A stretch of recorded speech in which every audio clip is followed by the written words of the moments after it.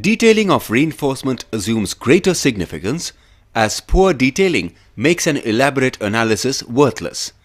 Good detailing ensures that the reinforcement behaves as designed and the structure will become strong and durable.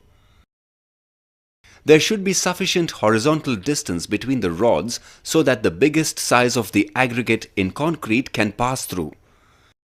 The distance between the parallel bars in a beam shall not be less than 25 mm. Stirrups or rings in beam are very important. The number of rings, position and spacing shall be as required by the engineering design. Please get the main reinforcement as well as rings checked by a professional engineer. The same importance for the number, position and spacing of reinforcement bars in slabs shall be given. The location of bending up the bars and proper trying as well as provision of cover blocks and chairs for top rods shall be inspected by a professional engineer before concreting. Lapping of main reinforcement in slabs and beams shall be avoided at midspan. The size of the rods in a column shall not be less than 12 mm dia and there should be minimum of 4 rods in a rectangular column and 6 in circular columns. The horizontal distance between vertical rods in a column shall not exceed 300 mm. Ensure that the column reinforcement cage is held in vertical position till concreting of foundation.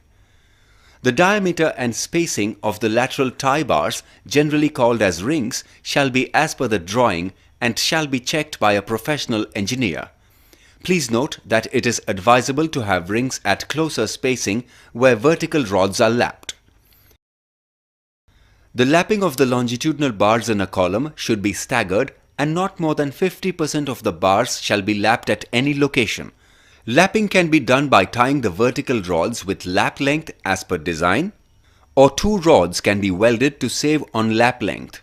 In columns and beams, the length of lap shall be as per design.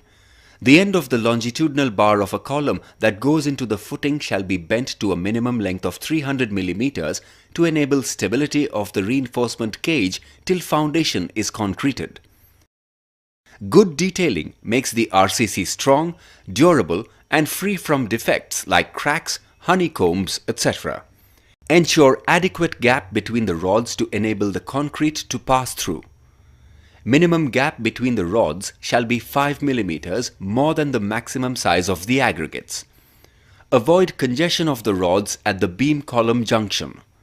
Lapping of the column rods shall be staggered.